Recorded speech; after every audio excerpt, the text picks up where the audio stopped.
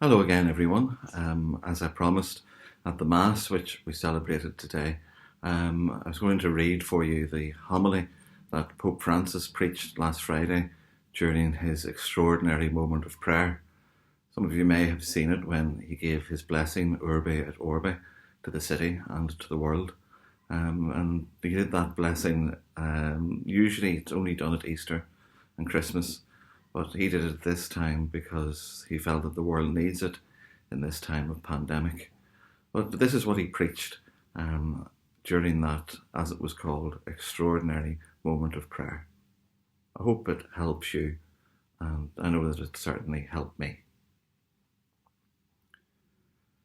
When evening had come, the Gospel passage we have just heard begins like this. For weeks now, it has been evening. Thick darkness has gathered over our squares, our streets, and our cities. It has taken over our lives, filling everything with a deafening silence and a distressing void that stops everything as it passes by. We feel it in the air, we notice in people's gestures, their glances give them away. We find ourselves afraid and lost. Like the disciples in the Gospel, we were caught off guard by an unexpected, turbulent storm. We have realized that we are on the same boat, all of us fragile and disorientated, but at the same time important and needed, all of us called to row together, each of us in need of comforting the other. On this boat are all of us. Just like those disciples who spoke anxiously with one voice, saying, "We are perishing." So we too have realized that we cannot go on thinking of ourselves, but only together can we do this. It's easy to recognize ourselves in this story.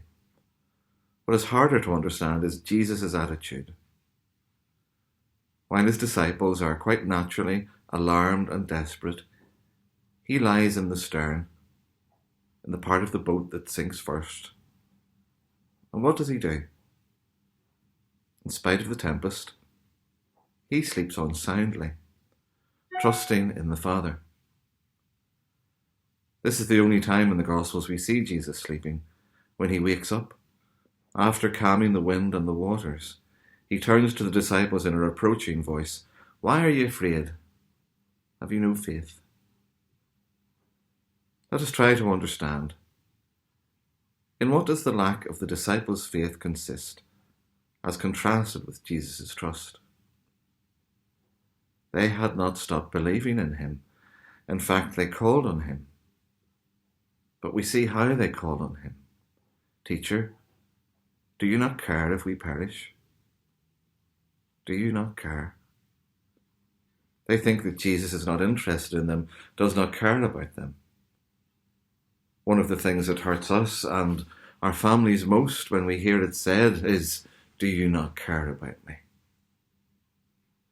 It's a phrase that wounds and unleashes storms in our hearts. It would have shaken Jesus too, because he, more than anyone, cares about us. Indeed, once they have called on him, he saves his disciples from their discouragement. The storm exposes our vulnerability and uncovers those false and superfluous certainties around which we have constructed our daily schedules, our projects, our habits and priorities.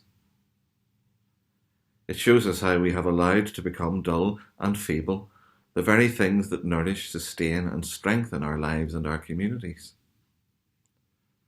The tempest lays bare all our pre-packaged ideas and forgetfulness of what nourishes our people's souls. All those attempts that anesthetize us with ways of thinking and acting that supposedly save us, but instead prove incapable of putting us in touch with our roots and keeping alive the memory of those who have gone before us. We deprive ourselves of the antibodies we need to confront adversity. In this storm, the facade of those stereotypes which we camouflaged our egos, always worrying about our image, has fallen away. uncovering once more that blessed common belonging of which we cannot be deprived, our belonging as brothers and sisters. Why are you afraid? Have you no faith? Lord, your word this evening strikes us and regards us, all of us. In this world that you love more than we do, we have gone ahead at breakneck speed, feeling powerful and able to do anything. Greedy for profit, we let ourselves get caught up in things and lured away by haste. We did not stop at your reproach to us. We were not shaken awake by wars of injustice across the world, nor did we listen to the cry of the poor or of our ailing planet. We carried on regardless, thinking we would stay healthy in a world that was sick. Now that we are in a stormy sea, we implore you, wake up, Lord. Why are you afraid? Have you no faith? Lord, you are calling to us, calling us to faith, which is not so much believing that you exist, but coming to you and trusting in you. This Lent, your call reverberates urgently. Be converted. Return to me with all your heart. You are calling on us to seize this time of trial as a time of choosing. It is not the time of your judgment, but of our judgment. A time to choose what matters and what passes away. A time to separate what is necessary from what is not. It is a time to get our lives back on track with regard to you, Lord, and to others. We can look to so many exemplary companions for the journey who, even though fearful, have reacted by giving their lives. This is the force of the Spirit, poured out and fashioned in courageous and generous self-denial.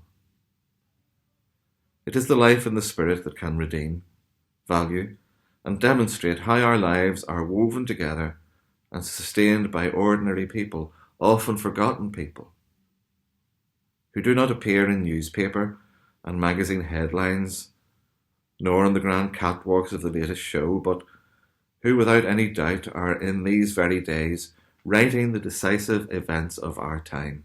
Doctors, nurses, supermarket employees, cleaners, caregivers, providers of transport, law and order forces, volunteers, priests, religious men and women, and so very many others who have understood that no one reaches salvation by themselves.